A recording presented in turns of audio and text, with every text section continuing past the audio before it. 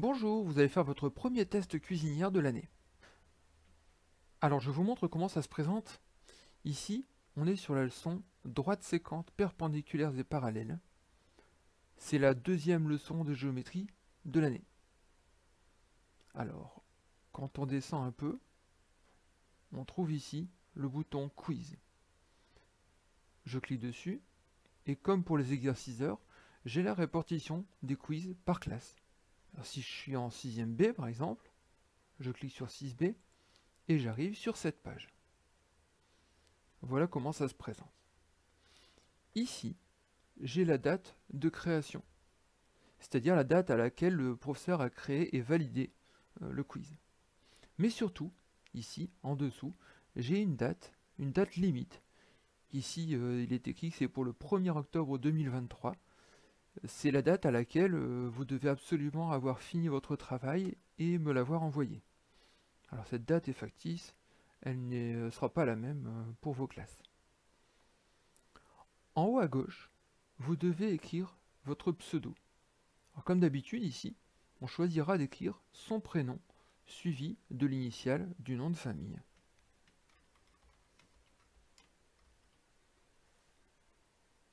Ensuite, on regarde et on suit les consignes.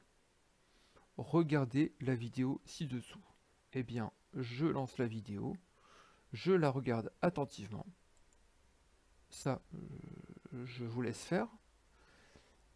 Et quand on descend, on a ici répondre à la question suivante. Quelle est la définition de deux droites perpendiculaires? Il faut que vous écriviez ici, dans ce champ texte, la réponse à la question et, bien sûr, pour répondre à cette question, ce que je veux, moi, c'est que vous regardiez la vidéo parce que la réponse que j'attends se situe dans celle-ci. Et il est indispensable d'écrire exactement ce que vous aurez entendu.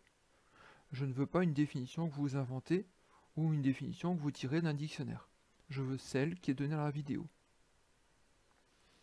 Deuxième partie. Regardez maintenant les deux vidéos suivantes. Alors celle-ci et celle-ci.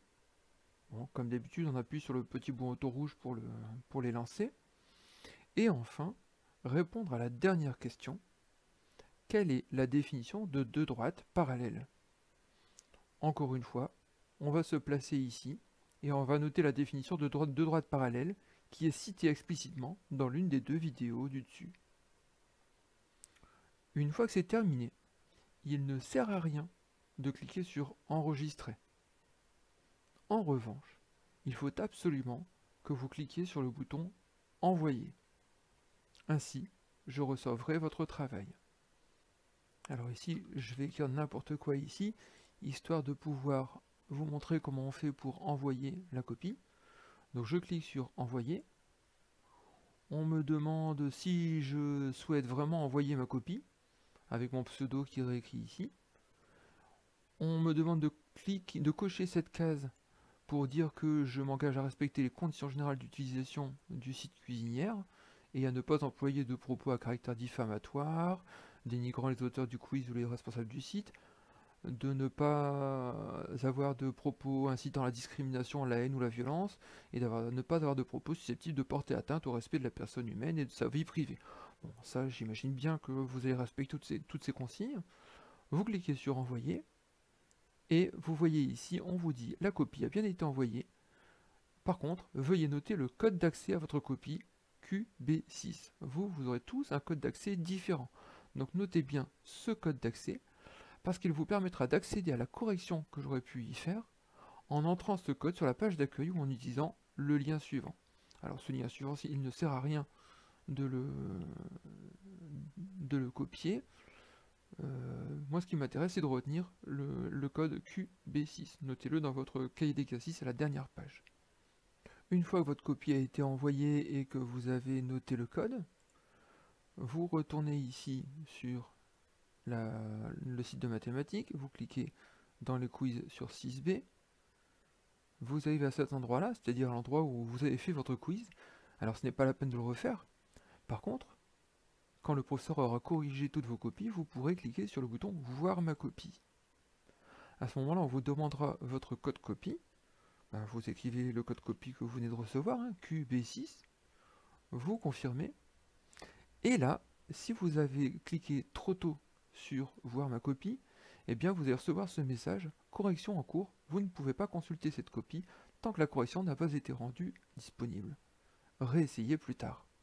Bon, bah c'est tout, vous y êtes pris trop tôt, il va falloir attendre que le professeur vous dise c'est bon, allez-y. Quand le professeur t'aura dit que c'était corrigé, là tu peux recommencer. À nouveau, tu cliques sur 6B, voir ma copie, et là, QB6. Le code que j'avais noté. Confirmé. Et là, tu reçois ta copie avec le rappel de ton pseudo, la date à laquelle tu as rendu ton exercice, et ton score de réussite. Ben là, 0%. Le professeur t'a mis un commentaire, ici, ce devoir n'a clairement pas été fait sérieusement, il te faudra être beaucoup plus attentif la prochaine fois, ainsi qu'une note, éventuellement, ici 0 sur 5. Quand tu regardes les réponses auxquelles les réponses que tu as données, eh bien ici tu n'avais pas écrit, le professeur a répondu, ben, tu n'as pas répondu à cette question. 0% de réussite, évidemment. Et puis la deuxième, voilà, on revoit bien ce que j'ai tapé tout à l'heure, j'ai écrit n'importe quoi, ben voilà, le professeur a dit, je ne comprends rien à ta réponse, tu t'es endormi sur ton clavier. Puis 0% également. Ta copie a été corrigée, tu peux retrouver toutes les informations. Ici évidemment, cette copie étant complètement factice, les commentaires ne servent à rien. Mais lorsque tu fais des erreurs, les commentaires te permettront de mieux les comprendre et surtout de comprendre la correction.